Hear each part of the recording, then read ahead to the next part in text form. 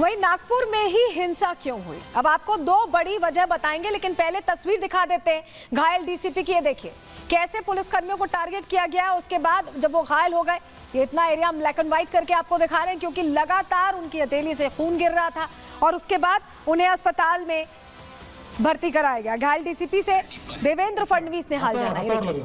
मुख्यमंत्री ने खुद बातचीत करके हाल जाना है, उनकी स्थिति जानने की कोशिश की है। प्लास्टिक सर्जरी केली, काय केलं त्याच्यामध्ये? हो सर, प्लास्टिक सर्जरी केली सर, काही नर्व्स वगैरे डॅमेज झाले नाही। व्हेरी गुड, ठीक आहे. तुम्ही चांगलं तिथे समोर गेलात आणि सगळ्याचा सामना केला, त्याबद्दल तुमचं अभिनंदन आहे आणि आम्ही सगळे तुमच्या पाठीशी आहोत आणि लवकर लवकर तुम्ही ठीक व्हावं अशी आमची प्रार्थना आहे आणि अशाच प्रकारे नेहमी तुम्ही चांगलं काम कराल अशी बिलकुल ईश्वरचरणी प्रार्थना आहे.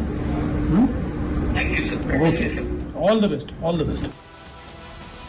चलिए अब आपको वो वजह बताने जा रहे हैं जिसकी वजह से नागपुर को ही टारगेट किया गया। कारण नंबर 1, 17 मार्च ये दिन था छत्रपति शिवाजी की जयंती का। कल हिंदू संगठनों ने प्रदर्शन किया था और हिंसा के जरिए दंगाई अब मैसेज देना चाहते थे क्या, ये प्रश्न है। दूसरी बड़ी वजह क्या है ये समझिए। महल इलाका से जुड़ी ये वजह है। महल इलाके में आरएसएस का हेडक्वार्टर्स है। महल इलाके में हिंसा के लिए इसीलिए क्या भीड़ जुटी, ये भी प्रश्न है। आरएसएस को क्या बदनाम करने की प्लानिंग थी या नुकसान पहुंचाने की प्लानिंग थी? क्या दंगाइयों का उस पूरे इलाके को तहस नहस करने का प्लान था? कोई बड़ी तैयारी थी? ये अपने आप में प्रश्न बना हुआ है क्योंकि ये जो तस्वीरें हैं ये कम से कम यही बता रही हैं। और अफवाह के जरिए ही ये कोशिश की गई कि एक तरह से आग लगाई जाए। रामनवमी को लेकर देखिए, जिस दुकान में सामान रखे थे, भगवान के प्रॉप्स रखे थे, उनकी मूर्तियां रखी थी, उसको देखकर आइडेंटिफाई करके तुरंत आग के हवाले कर दिया गया। हमारे सहयोगी की रिपोर्ट आपको दिखा रहे हैं। नवमी की झांकियाँ बनाते हैं। निर्माण का काम होता है, मेरा काम है झांकी निर्माण करने का। रामनवमी की जो शोभा यात्रा निकलती है पोद्दारेश्वर राम मंदिर से, वो झांकी निर्माण का काम मेरा है। मेरे पास 5 से 6 झांकियाँ रहती है।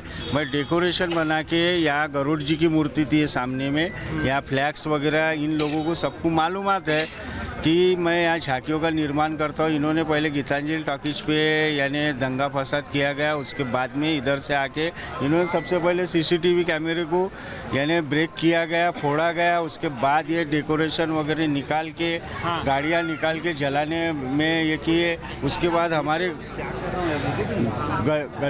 गली का जो दरवाज़ा है तोड़ के हमारे घरों में यानी घुसने की कोशिश की। पेट्रोल बॉम्ब बना के उन्होंने घरों पे फेंके, ईंटें।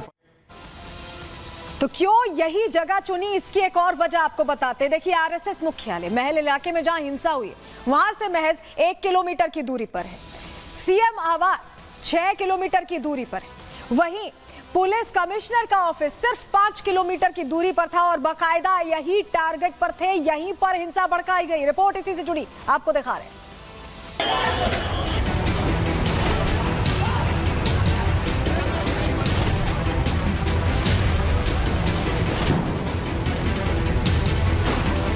ये हिंसा कट्टरपंथी विचारधारा की है। ये आग हिंदू धर्म के खिलाफ है। ये पत्थरबाजी कानून व्यवस्था को ध्वस्त करने के लिए हो रही है। सड़क पर जिहादी नारे लगाती ये भीड़ उस क्रूर शासक के समर्थन में खड़ी है जिसने अपने भाइयों की लाशों पर चढ़कर गद्दी हासिल की थी। ये उस औरंगजेब की कब्र बचाने निकले हैं जिसने कई हिंदू मंदिरों को ध्वस्त कर दिया। ये उस औरंगजेब की फौज है जो एक बार फिर हिंदुओं पर अत्याचार की मंशा रखती है।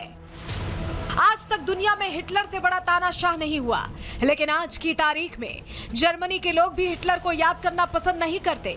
जनरल डायर और डलहौजी जैसे कितने ही अंग्रेजों ने भारत पर अत्याचार किए, लेकिन ब्रिटेन के लोग भी इन्हें याद नहीं करते। भारत में ईसाई धर्म को मानने वाले करीब 2.5% लोग हैं, लेकिन भारत में मौजूद ब्रिटिश वॉइस रॉयज की कब्रें आज धूल फाक रही हैं। लेकिन मुसलमानों के साथ ऐसा नहीं है। लुटेरे तैमूर के नाम पर अपने बच्चों का नाम रखना इनके लिए फक्र की बात है। बुरहान वानी और याकूब मेमन इनके हीरो बन जाते हैं। इस सोच का जीता जागता उदाहरण है नागपुर। नागपुर में एक क्रूर मुगल शासक की कब्र को बचाने के लिए औरंग ब्रिगेड सड़क पर उतर आई। इस कौम ने न सिर्फ हिंसा भड़काई बल्कि हिंदुओं के मकानों, दुकानों और संपत्तियों को टारगेट किया। हिंसा रोकने के लिए पुलिस वाले सामने आए तो उन पर कुल्हाड़ी और तलवारों से हमला कर दिया। लेकिन ये भूल गए कि महाराष्ट्र में तुष्टीकरण वाली सरकार नहीं है। हिंसा की है तो एक्शन होगा, कानून तोड़ा है तो कानून का पाठ पढ़ाया जाएगा। 3 DCP लेवलचे लोक या ठिकाणी जखमी झालेले आहेत आणि जसं मी सांगितलं की यातल्या एका DCPवर तर थेट कुऱ्हाडी वार हा त्या ठिकाणी करण्यात आलेला आहे। त्यामुळे निश्चितपणे याच्यामध्ये काही ना काही एक प्रकारे काही लोकांचा सुनियोजित पॅटर्न हा देखील त्या ठिकाणी दिसतो आहे। अशा लोकांना त्या ठिकाणी त्यांच्यावर कारवाई ही केलीच जाईल। कुठल्याही परिस्थितीमध्ये कायदा आणि सुव्यवस्था हाती घेण्याची कोणालाही परवानगी या ठिकाणी देण्यात येणार नाही। आणि मी एक गोष्ट स्पष्टपणे सांगतो, नागपुर हिंसा की तस्वीरें सबके सामने हैं। ये तस्वीरें गवाही दे रही हैं कि किसने उकसाया और किसने हिंसा की। लेकिन AIMIM चीफ असदुद्दीन ओवैसी इन दंगाइयों की वकालत करते हुए सरकार पर सवाल खड़ा कर रहे हैं। जब ये हरकत हो रही थी तो उसी वक्त जाकर मुकामी वहाँ के जो मुसलमान और हिंदू लोग थे जाकर कंप्लेन किए DCP को कि इसको रुकवाइए। देखिए ये जो कपड़ा है जिसपे कुरान करीम के आयतें लिखी हैं, वर्सेस लिखी है, मत करिए। जलाया गया, एक्शन नहीं लिए।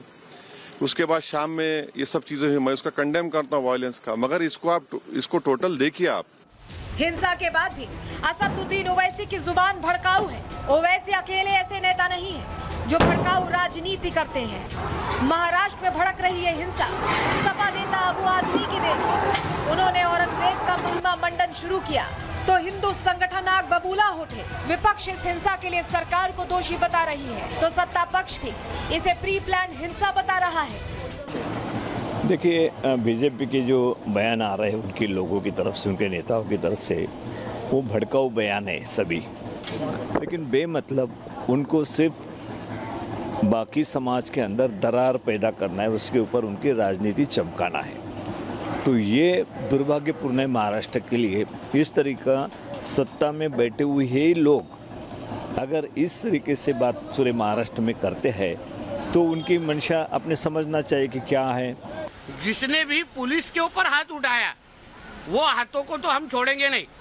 हमेशा पुलिस लोगों के ऊपर ही हाथ उठाने का क्यों आंदोलन होता है? ये जिहादों के माध्यम से तुमको आंदोलन करना है ना, तो अपना लोकशाही तरीके से आंदोलन करो ना। आग लगाई उधर से, शुरुआत वहीं से हुई है। औरंगजेब को बड़ा करने का काम ये उनके ही चेले चपेटे ने किया है ना, उसका ही रिएक्शन आ रहा है अभी।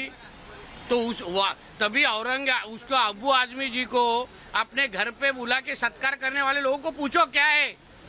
CM Fadnavis, deputy CM Shinde और सरकार के सभी मंत्री दंगाइयों के खिलाफ सख्त एक्शन की बात कह रहे हैं। नागपुर पुलिस शांति कायम करने के साथ साथ उपद्रवियों की धरपकड़ भी कर रही है। देखना ये होगा कि अभी और कितने औरंगजेब प्रेमी सलाखों के पीछे पहुंचते हैं। Bureau report, Republic Bharat. कुल मिलाकर इस घटना से औरंगजेब फैन क्लब एक्सपोज हो गया। इसी के साथ आज के लिए प्रहार में इतना ही। कल फिर हाजिर होंगे डिटेल रिपोर्ट के साथ। दीजिए इजाजत, नमस्कार।